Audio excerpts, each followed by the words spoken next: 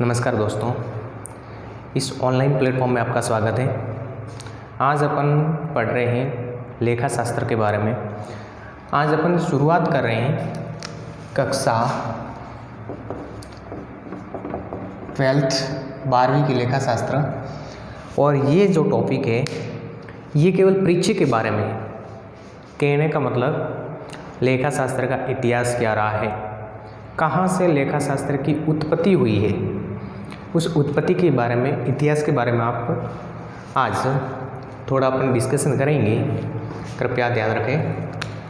अब देखिए लेखा शास्त्र का इतिहास।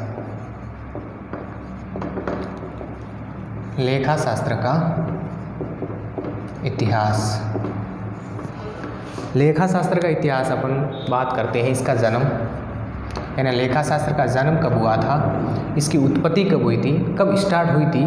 विश्व में सर्वप्रथम इसका जन्म हुआ था 15वीं शताब्दी के अंत में।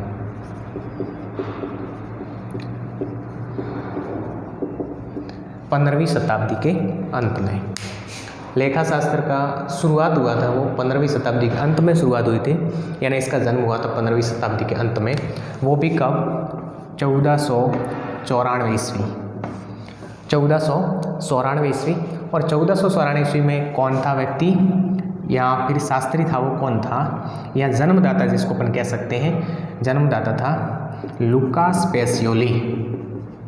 लुकास पेसियोली, लुकास पेसियोली, ये इसको अपन जन्मदाता कहते हैं। किसका? लेखा शास्त्र का। लेखा शास्त्र का जन्मदाता कौन था? Lucas Pacioli. कहाँ का रहने वाला था ये? तो ये रहने वाला था इटली के वेनिस नगर का।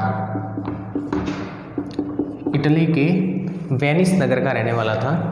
कहाँ का रहने वाला था? लुकास पेसियोली था। जन्मदाता किसका था? लेखा शास्त्र का जन्मदाता था। और कहाँ का रहने वाला था ये? इटली के वेनिस नगर का रहने वाला था। और ये एक गणितज्ञ था। ये गणितज्ञ था। गणितज्ञ का अर्थ होता है कि ये गणित का शास्त्री था, न कि लेखा शास्त्री था। लेकिन इसने लेखांक शास्त्र का जन्म किया था, यानी इसकी शुरुआत की थी। इनकी एक पुस्तक थी,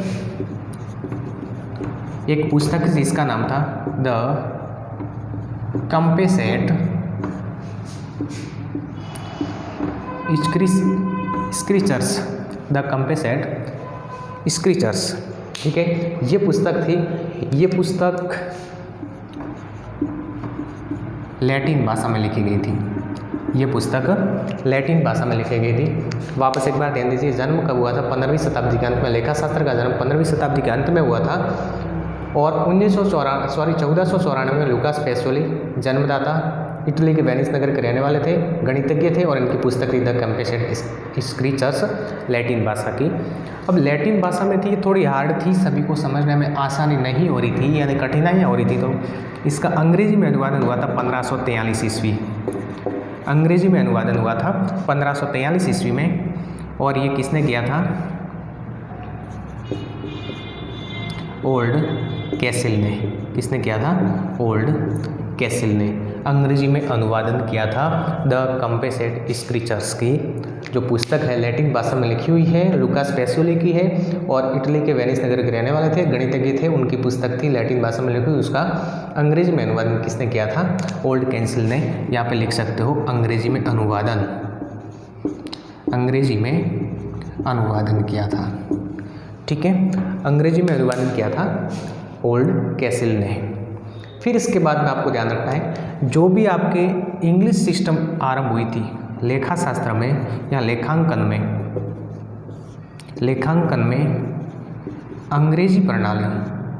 अंग्रेजी प्रणाली कब प्रारंभ हुई थी?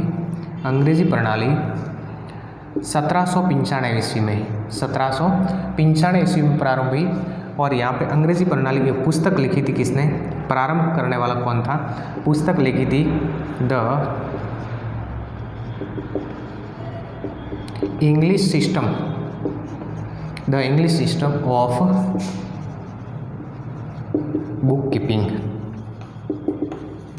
The English system of book keeping, यानी पुस्तक the English system of book keeping लिखी किसने थी? ये पुस्तक लिखी थी एडवर्ड एडवर्ड जॉन ने लिखी थी। कब लिखी थी? ये लिखी थी 1795 ईस्वी में। यानी इंग्लिश सिस्टम का प्रारंभ कब हुआ था? लेखांकन के अंग्रेजी प्रणाली का प्रारंभ हुआ था 1795 ईस्वी में। पुस्तक थी the English system of book keeping और ये किसने लिखी थी? एडवर्ड जॉन ने। लुकास पैसियोली की एक अन्य पुस्तक थी जिसका नाम था अंकगणित, रेखागणित, पुनरावलोकन का अंश। अंकगणित, रेखागणित, पुनरावलोकन का अंश, ये दूसरी पुस्तक थी। इसमें बस आपको इतना ही ध्यान रखना, एक आपको याद रखना है कि प्राचीन काल में वाणिज्य नगरी कौन थी?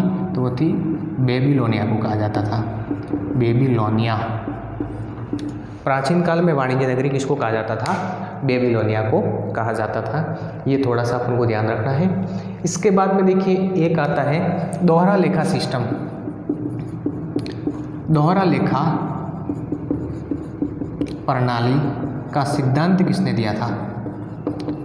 दोहरा लेखा प्रणाली का सिद्धांत किसने दिया था? लुकास पैसियोली ने। किसने दिया था?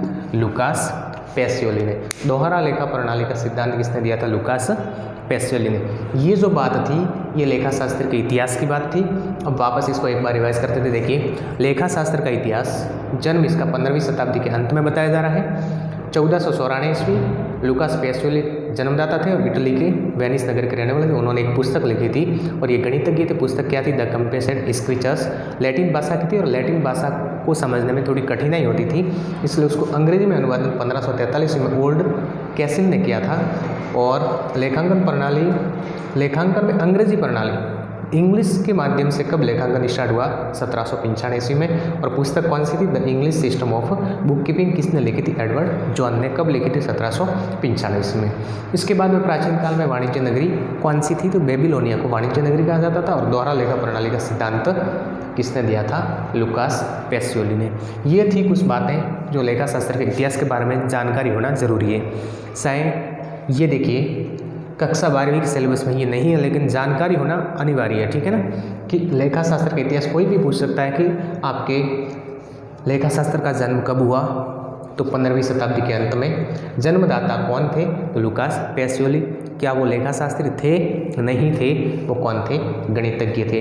यानी अपन को सामान्य जानकारी होनी चाहिए लेखा शास्त्र के बारे में कि इसकी उत्पत्ति कहाँ से हुई है, इसका कैसे कैसे विकास हुआ है, कितने चरणों में काम हुआ है, कौन सी वाणिज्य नगरी कहलाती थी, दोहरा लेखा प्रणाली के सिद्धांत किसने दिया था, इसके बारे में संपूर्ण जानकारी होनी चाहिए। जबकि देखिए अपने भारतीय महाजनी बही खाता के माध्यम से प्रॉपर भारत में जो पद्धति चल रही है वो है भारतीय महाजनी बही खाता। महाजनी बही खाता वो उसका जन्म भी भारत में हुआ और वो विधि भारत तक ही सीमित है, अन्य देशों में उसका यूज नहीं होता है। ठीक है, ये थोड़ी सी जो बातें थी।